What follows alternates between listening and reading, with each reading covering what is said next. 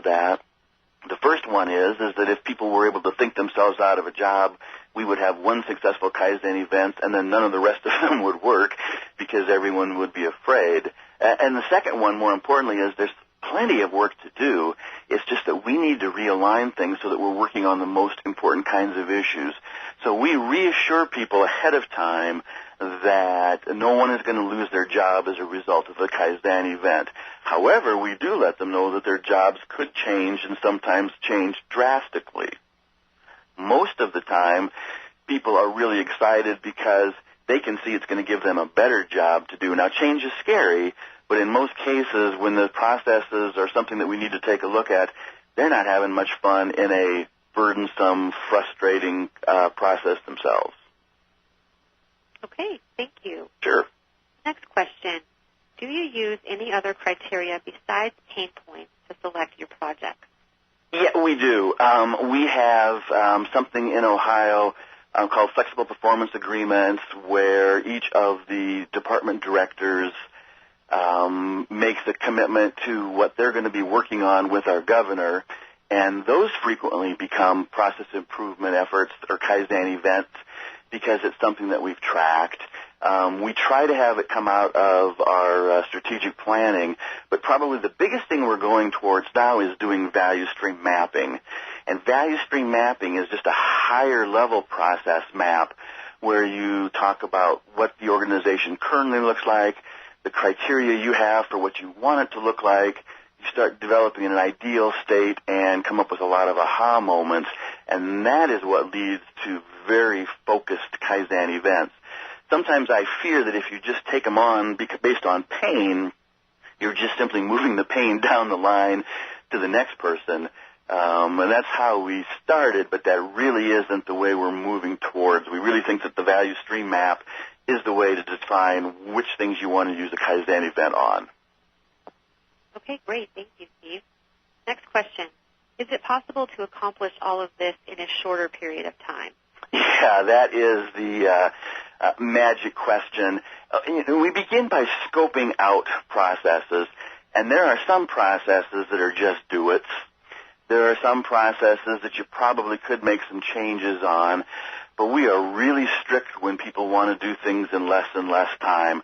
I'm not saying it's impossible to do it, but people want to skip steps. They want to do the ready, fire, aim thing rather than take a hard look at the as-is state and get everybody to understand what the process map is and understand where they want to go. So I know that there are ways to do mini Kaizen events. We've done some, but when we scope out a Kaizen event to get the right size, we really want people to stick to the week-long event. But you can also use lean tools for smaller kinds of efforts, not just huge processes. Okay, thank you. Next question is, can you go into more detail on how you select the Kaizen team members? Yeah.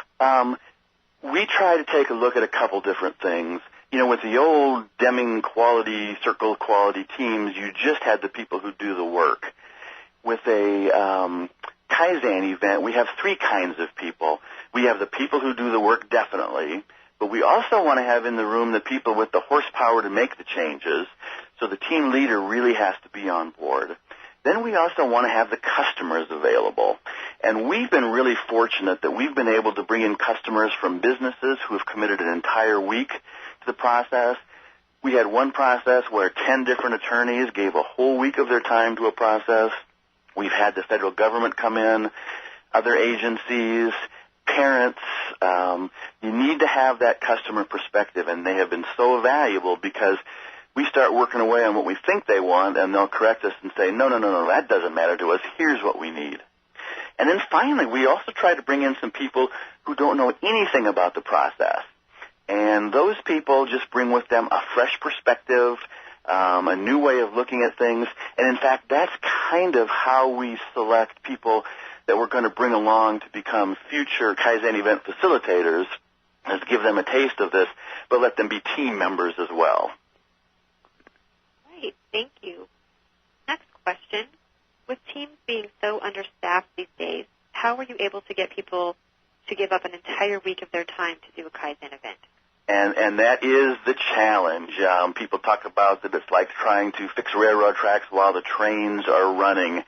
And sometimes it takes just some commitment from leadership to say, you know, we've been busy fighting this problem year after year after year. It's time to sort of draw a line in the sand now and fix it. Let's do it.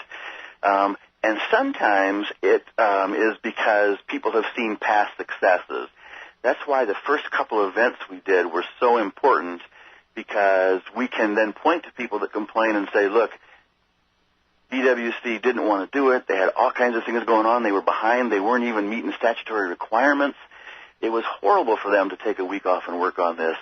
And yet, since they have, it's been over 2 years since they have been over the statutory timelines. That's the power of this event. That's why it's worth a week to work on process improvement. All right, thank you. The next question, you mentioned that it helped having customers on the Kaizen team. Yes. Do you always recommend having customers on the team? Well, I do always recommend having customers on the team, although occasionally we find that we can't get customers to commit to the full week.